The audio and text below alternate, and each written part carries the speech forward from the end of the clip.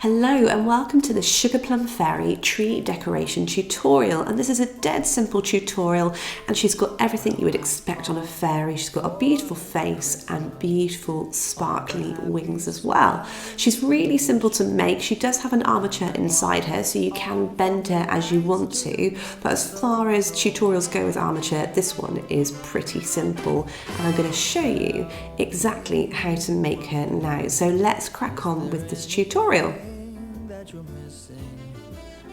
So the first thing you're going to need is one wire armature, which I'm bending in half here, and I'm just going to cut it in half with my wire cutter, so I've got two equal pieces. I'm then going to take my first piece, I'm just going to straighten it out a little bit, and I'm going to bend that in half again. And then I'm going to twist it, so I've got around about 2.5 centimetres to 3 centimetres of twisted wire, so I've gone for 2 twists here.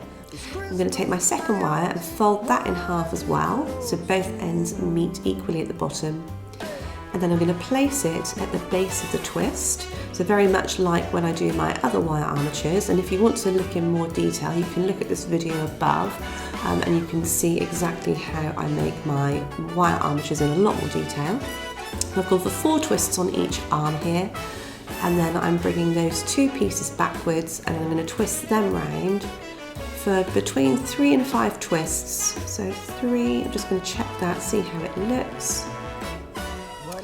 And then I'm going to go for a 4th and a 5th, I think. So twist them both down together, and then I'm just going to straighten everything out. Okay, so we've got this kind of human frame now, but I'm actually going to cut the legs off of this because I want to make my life easy for myself. And as this is a tree decoration, we don't need to have legs. What you can do if you wanted to go for something more, if you were selling them, it would be a more kind of expensive, luxurious Christmas tree decoration, but for the purposes of this tutorial, we're doing something very straightforward and simple. So she's not going to have legs, but she is going to have a dress, so don't worry, she is going to look like she has legs, it's just that we're not going to make them. So I'm just going to fold her arms up here so that I've got rid of those sharp edges, and I'm going to measure this for you now so you can see exactly how long everything is. So the head, apologies, my tape measure's rubbing off, so it's 2 centimetres length for the head. The arm is about 5 centimetres in length with it bent upwards, and then the torso all the way down to the leg bits is 4 centimetres, but you could completely get rid of those legs if you wanted to. And then the width of the whole body is 1 centimetre. So I'm just covering everything in needle felting wax now, just to make sure everything sticks nicely when I come to wrap it. And I'm then going to take a piece of flesh-coloured merino wool bats. And this is the same wool we were using yesterday for our needle felted Christmas tree pig. I'm taking a little bit on the end of my thumb and putting it between my thumb and my finger just to give myself a little bit more stick when I'm wrapping. I'm then going to place my long length, which is about 1 inch in length, underneath her armpit, and then I'm going to wrap it nice and tightly all the way down past the end of what would be the hand, and then I'm going to come back up again. But just make sure, like I always say when I wrap armature, that you're not letting the wool twist over itself. So you want to come past by about a couple of millimetres and then fold it back up, and that way what will happen is you'll get rid of that end of the wire and it covers it over really nicely.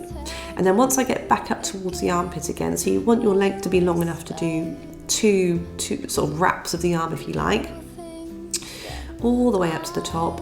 And then I'm just going to wrap that excess a little bit around the shoulder, and then I'm going to wrap the rest around what's going to be the neck of our fairy.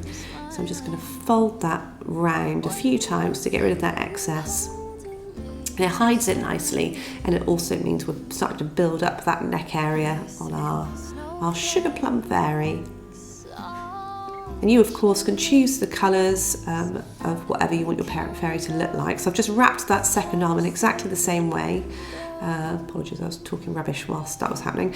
And I'm just felting again the excess around the neck, but this time I'm just giving it a bit of a stab just to make sure everything's nicely anchored into place, because you want the neck to be quite solid, because we're going to use this as an anchor point to add our head later on. So really do give it a good felt, and I'm using some fine twisted needles there. Next I'm going to wrap the body, so I've got another length of that flesh coloured merino wool bats.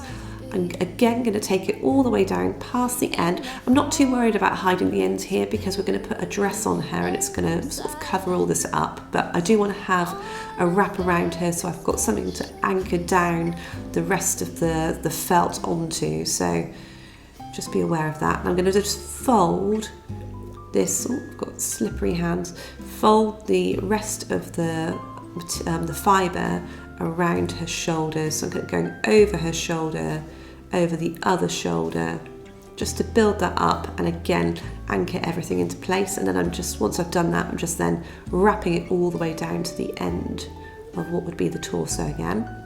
And then once I've done that, I'm just going to take my fine needles again and then just felt that down. And I'm using my fine needles here rather than medium because it's a very dense area, and it's also got the wire in place as well, which just makes everything a bit harder to felt. I'm just going to speed things up for you now so you can sort of see exactly what I'm doing. And I'm just getting rid of any of that looseness and just giving it a bit more of a shape, especially under the armpit. So you should eventually have something that looks like this. Next, I'm going to take my lovely candy pink wool bats here. This is a merino, and I think it's like a candy floss kind of colour, but of course you can choose any colour you want to. You don't have to go for this colour. I mean, I've named her Sugar Plum Fairy because I've gone for that kind of lilac coloured hair, but you could honestly use whatever colours you prefer. So once I've got my length of my merino wool bats, I'm just going to felt it down, and it's going slightly over the edges of my mat, which is about 5 inches in length. So you want to felt both sides, and then you want to straighten the sides. I'm just using a 7 needle multi-tool here to do all of this, which is on springs. So I'm just felting that all down, and I'm not too worried about the dimensions for this now, but I would say this is as long as you would want it. This is 6 inches, this piece. You won't want it any longer than this. I'm just going to get rid of those corners. So I've got a nice rectangular shape here now, which is kind of like a solid piece of wool material. So I've measured it in centimetres for you as well. So it's 16 centimetres in length, and I think it was about 8 centimetres in width. So I'm going to take another length now of that Barbie pink or candy floss pink merino wool bats, and I'm just going to cross it over one of the shoulders and then bring it over the other shoulder, as you can see here in the video, and then I'm wrapping it around the neck, and I'm just creating a bit of a kind of a top, if you like, for her dress once we add everything in. And then once I've wrapped everything, make sure you've got equal proportions of wool on both shoulders so you don't end up with a bulkier shoulder on one side. So make sure that the amount of wool you're wrapping over one shoulder is the same as the other. And then again, I'm just using my fine needles just to felt that all down. So you should have something that looks like this. Next, I'm going to take my large piece of pink merino wool that we just felted with the multi-tool, and I'm going to do a pinch, but I'm actually going to do 2 pinches, so I'm going to kind of gather, if you like. So I've got right dead centre, this little kind of crease, and then I've got these 2 gathers either side, which I'm going to felt down, and we're going to gather this around the body of our fairy. Okay, and then we're just using our fine needles here just to felt everything down into position, and you want to gather this round all the way around the body. And don't worry if you have more than you need, because this is quite a small frame here, because you can just overlap. So again, I'm just going to pinch under her arm, and again I'm just going to use my needles just to felt that pinch in, and it just helps to give some shape to the skirt. Otherwise it's going to just be very cylindrical and not have any shape at all. I'm just speeding things up for you now because you can see exactly what I'm doing.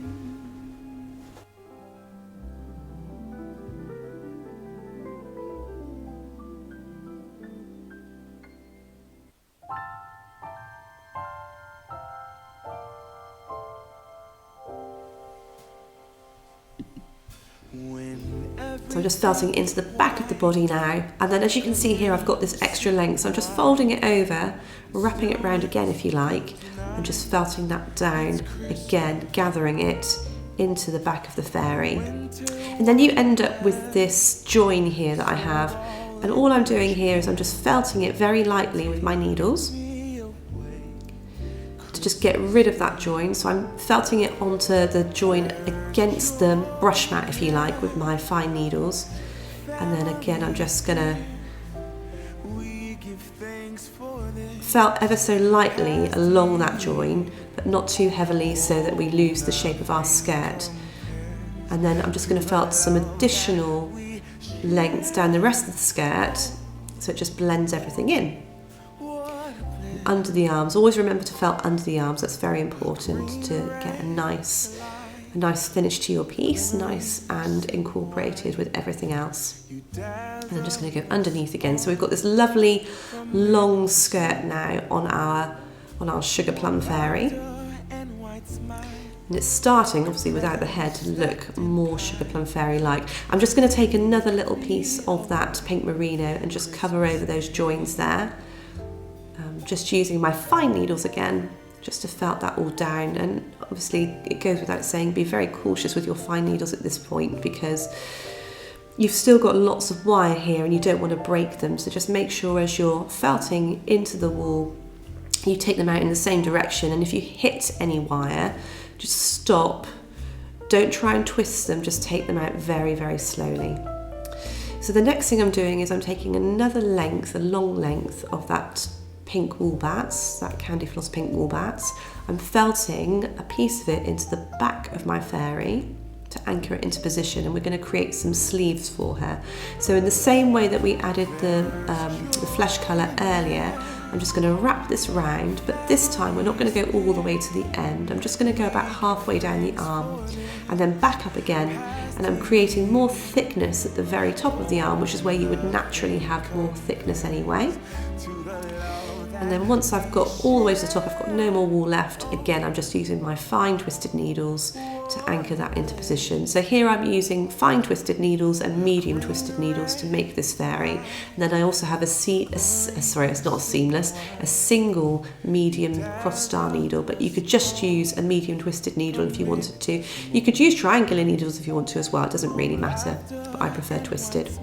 So once you've got the first arm added, you then want to do the same thing with the second arm, so you've got exactly the same process to do. And then eventually it should look like this. I'm just going in for a bit of a tidy up felt here just to make sure I've got rid of any looseness and everything is beautifully integrated. Okay, so she's looking lovely.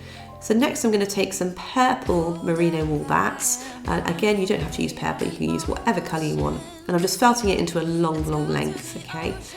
I'm just taking away some of that excess and I'm just going to felt over those ends. It's about 1.5 centimetres in length. This is going to be her belt, so I'm just holding it over her so I've got equal halves both sides, felting down the middle, just underneath the bodice and just above the skirt. And then once I get to about halfway with one side, I'm just going to snip it away with my embroidery scissors. And then the same on the other side.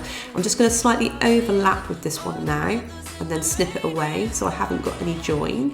And then I'm just going to felt that join into the back of our fairy. And I'm just working on a bit of shaping here, again using my fine twisted needles. Okay, so now we're going to make our head. So we're going to make a ball shape, and if you've not made a ball shape before and this is all new to you, I have a video just up here and you can see exactly how I make my ball shapes, my needle felted balls. But I'm just going to felt this down. This is a very small, very simple ball shape here, so I'm just getting rid of any of those corners using my fine twisted needles because I've wrapped this very tightly. So to use my medium needles will be very tricky at the moment. So I'm just using my fine twisted needles, sort of working, as you can see on the video here, around in a kind of a circular motion just to get a nice round shape. I'm not, on this particular fairy, going to be shaping the head in any particular way. On more of my sort of more detailed sculptures that I make, tutorials for, we do tend to shape the heads, but we're not going to on this occasion because we want to keep it simple. It's a tree decoration at the end of the day. We don't want it to be kind of, too intricate because it's going to get lost with lots of other tree decorations. So we just want to make it nice and simple. So I'm just going to give it a roll in my hands just to really get that roundness going. Okay, so we've got something like that, and I'm just going to check the sizing. Okay, so that looks good, but it's a bit small at the moment. I think I want it to be a little bit larger, so I'm just going to add a bit more wool. So I'm going to wrap another piece of wool around it. I'm just sort of folding it round so I've got equal amounts of wool all around the circumference of the ball, and then again I'm just felting it down with my fine twisted needles. And you want to keep going until you've got something of a medium firmness here. And it looks like this. So I'm just going to check it. That looks better. That looks a bit more in proportion with the rest of the head. Next, I'm going to make a little hole for where her neck's going to sit. This is going to be around about, I would say, 1/2 centimetre in depth. If you can get deeper, ideal. But I've gone for about 1/2 centimetre here using my medium twisted cross star needle. My goodness, that's a mouthful at 5:30 in the morning. So just take your time with this, try and get it as deep as you can and really compact that wool down without losing the integrity of the rest of the head, because you still want to keep the rest of the head nice and round. So really get that needle in there. And don't worry if it's not particularly pretty, because nobody's going to see this bit. This is going to be where we're going to be attaching our head. Next, I'm going to be adding the cord for how our fairy is going to hang. So I've got my doll needle here, which we used yesterday for our Christmas pig, and I've got that same baker's twine again. I'm going to go up through that hole we just made. I'm going to go up through the top of the head. And I'm just going to feed that through until I've got a little length at the base, which I'm then going to knot. And just a single knot will do here, because everything's so tightly compacted, there's no way this is going to pull through to the other end. So pull it nice and tight, and then I'm just going to trim away that excess. Going to speed it up a little bit in a minute, because I don't want to teach you to suck eggs. You can see what I'm doing, so I'm just feeding it back through the other end again, as you would expect, all the way through the other side, and then work out how long you want your length to be, and then just do a single knot, and then just pull it all the way through. Oh, I thought I sped it up, I didn't, but there you go. You can see what I've done there. And then I'm just going to take my embroidery scissors and just trim away that excess again. Okay. So the next thing we need to do is we need to attach our head. So I'm going to get some polyamide thread here, which is like fishing line or craft line, I guess, but it's a plastic thread which is translucent. And then I'm going to feed my doll needle up through the base of the neck, through the top of the neck, and then through the hole that we made in the head earlier on, and then up through the top of the head, and feed that all the way through the top of the head.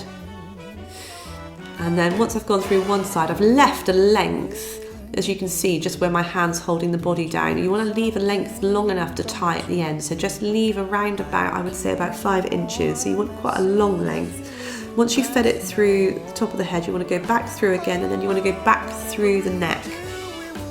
Okay, so you want to feed it back through the neck, and you want to do this 4 times. I'm going to go back up through the head again, around the back of the neck this time. So you want to kind of go through all the areas of the neck, just to make sure that you've got all that kind of nice even security, if you like, around the head to keep it intact. Although this isn't going to be a heavily used object, it's going to hang on a tree, so we don't need to go too crazy.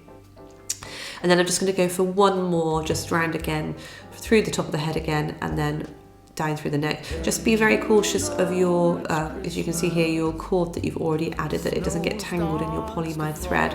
I thought about adding it afterwards, but it's too tricky to then add your cord once the head's attached. So it's easier to do it beforehand, but just be sort of aware that you don't want to get your polyamide thread twisted up with your baker's twine.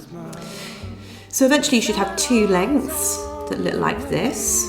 So the length that you left initially, and then the length that's left over, and I'm just tying it off in a double knot to secure everything into place. And the nice thing with this as well is that it also makes your head posable. We actually did this when we made our Jack Pumpkin head a little while ago at Halloween, and it's a really effective way of attaching a head if you want to make it posable, rather than felting it all in at the same time, and you still get that nice roundness. So I'm just going to trim away the excess of the polyamide thread.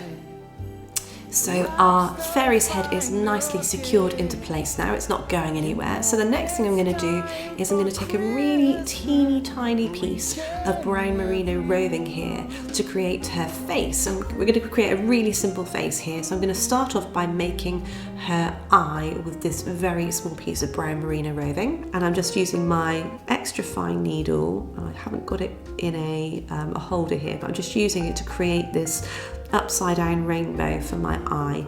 And I'm going to do a little bit of a longer length at the back, so it's like she's got an eyelash thick. This is flick, sorry. So this is like she's closing her eyes. So I'm just going to felt this down into place, and then I'm going to do exactly the same thing on the opposite side, trying to keep it as symmetrical as possible, which is really important here. Symmetry, although we're going for a simple face, is really key. So you want to do the same thing with another piece of roving, and then I'm going to add in some eyebrows. So I'm going to take a much shorter piece this time, and then I'm just going to again hold it over where I want her eyebrow roughly to be. I'm going to take my extra fine twisted needle on its own. I'm just going to felt that down into position. Just take your time with this, because the wool, because you're using such a tiny piece, can sometimes be a little bit wayward and do its own thing. So just take your time and you'll be fine. And then I'm going to do the same thing on the other side. So you should have something that eventually looks like this. Next, I'm going to add her mouth in, same technique again, but I'm just using a slightly larger piece this time. You could, if you wanted to, add lips and just use a very pale, you could get like a nice colour, pink, like a coral or something like that to add for her lips rather than the brown. But I just decided to keep my life simple and go with some brown roving again for her mouth. And once we add her hair in, everything's going to sort of take form anyway. Hair makes a massive difference on these kinds of makes. So I'm just going to really get that nicely felted down into position. You could make a much more detailed face if you want to. I mean, I'm not adding a nose here either. I'm just keeping it really simple. So now I've got some lilac merino roving wool here. I'm using roving because I think it's more hair-like, but you could use a bats if you wanted to. I'm going to take some sections and I'm going to place them in different directions on her head. And again, just be aware of that baker's twine. I'm just going to make a little gap in my hair and feed that through so it's still central. It's really important that you keep that central so that she hangs nice and evenly when she's on the tree. So I'm just felting that down, straight down the middle there, as you can see. Honestly, nothing difficult. And I'm just giving it a few extra stabs. Again, I'm not really overly worried about making this super secure because it's a tree decoration. It's not a toy, it's not going to get played with, and it's going to, certainly in my house, get wrapped up at the end of the Christmas season and put in the loft. So I'm kind of playing a bit fast and loose with the security of her hair here. So I've added this other piece in the other direction, just purely so she's got an even coverage of hair all around her head. And then once I've done that, using my fine needles here, I'm then going to just tuck her hair up into this kind of sort of, it's not even a chignon, kind of like a bob kind of look. So it's like she's had her kind of hair loosely pinned up. She looks a bit geisha, I think. She's got a bit of a geisha look to her. I'm just sort of felting it all down into the middle, and then I'm just going to take a few extra strands and just felt those around the front just to give her a nice soft fairy look. And then again the same with the other side, and I'm just felting it into that kind of central kind of sort of crown area there. Next we're going to add her wings and her crown, and I'm using the same glittery felt material that we did yesterday. I've double-sided it, so you've got two sides which I've glued together with my glue gun, and then I've just glued them on with my glue gun onto her back, and I've made her a little crown as well, just to sit at the front of her head, and she's finished. Your beautiful sugar plum fairy is ready to hang on the tree. So I really hope you enjoyed this tutorial. If you did, please like it, and I will see you next week with more needle felting tutorials. Take care. Bye.